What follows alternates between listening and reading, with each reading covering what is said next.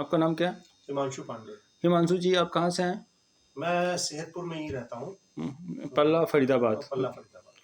आप एसएफएनसी सेंटर हड्डी नस रोग चिकित्सा केंद्र रोशन नगर फरीदाबाद में आए हैं, जी। हरियाणा ही हैं। तो आप ये बता सकते हैं कि आपको प्रॉब्लम क्या थी, क्या दिक्कत थी?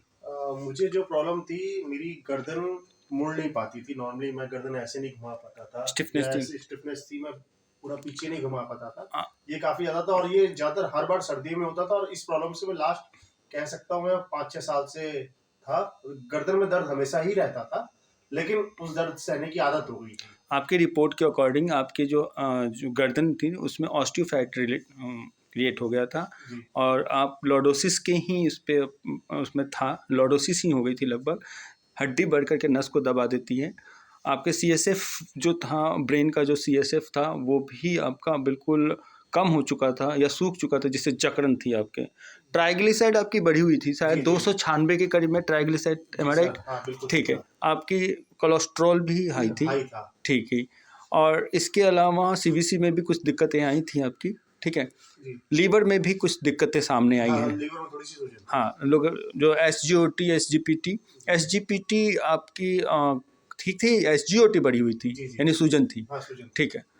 तो आप ये बता सकते हैं कि आपने एक वाकया बताया था, आपने एक बात बताई थी हमें साथ कि आप इतनी ज़्यादा दर्द होता था कि आप लोहे का वो पकड़ लेते थे और पकड़ करके और इस पे रखते थे, है ना?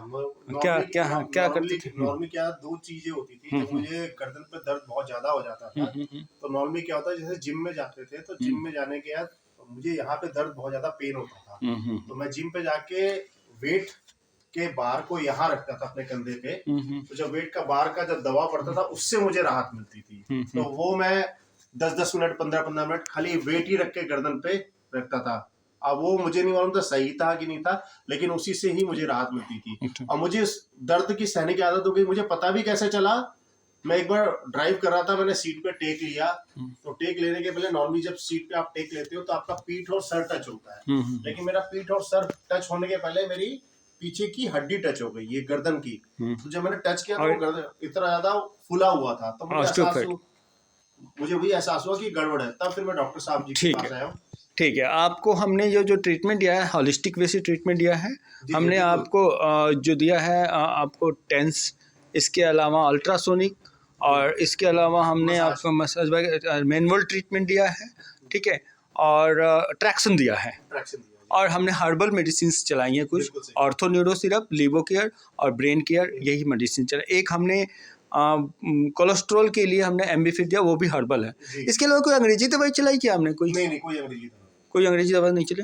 आपको आज 3रा सप्ताह है, लेकिन 2 हफ्ते बाद हमने आपको एक दिन बीच करके एक दिन बुलाना शुरू कर दिया, है ना? यानी एक दिन का गैप देना शुरू कर दिया आपका, ठीक है।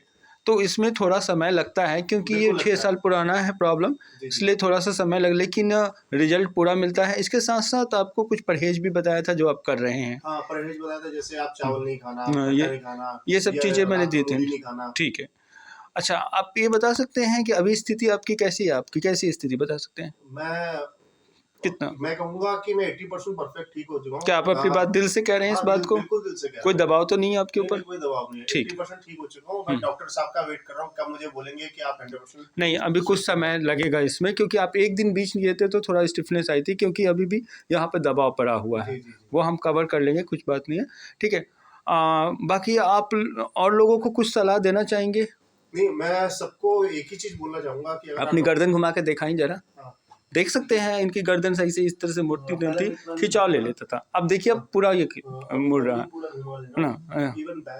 उसी में थोड़ी दिक्कत है, उसी में थोड़ी सी दिक्कत आएगी, बाकी काफी हद तक आप ठीक हो चुके हैं। मैं लोगों को सिर्फ ये कहूंगा कि आप डॉक्टर साहब पे बिलीव कीजिए और पेशेंस, थोड़ा पेशेंट, मतलब कि अपने आप को इस काम में थोड़ा संयम लगेगा, थोड़ा सा टाइम लगेगा, तो आपको टाइम देना पड़ेगा। सर, जरूरी नहीं है कि हम ही जैसे डॉक्टर, मतलब एक्चुअली ये है कि इसमें ज़्यादा दवाइयाँ ना खा के तुरंत अपना एक्सरे या MRI करा के अपनी जो भी डायग्नोस करा करके अच्छे डॉक्टर से दिखा तो तुरंत प्रॉब्लम पकड़ में आ जाता है और ये ठीक भी जाता है। तो एटलीस्ट आप अपने डॉक्टर पे बिलीव रखिए और थोड़ा सा उनको टाइम दीजिए। ज़्यादा दवाइयाँ ना खाए, दर्द की दवाई ना खाए, थोड़ा सा आप डॉक्टर को टाइम दीजिए, सो दैट आप भी डॉक्टर पे बिलीव करेंगे और डॉक्टर भी आपको। ठीक है, ठीक है। आपने SFNC को आपने इतना समय दिया, SFNC को अपने ट्रीटमेंट में आपने सहयोग दिया।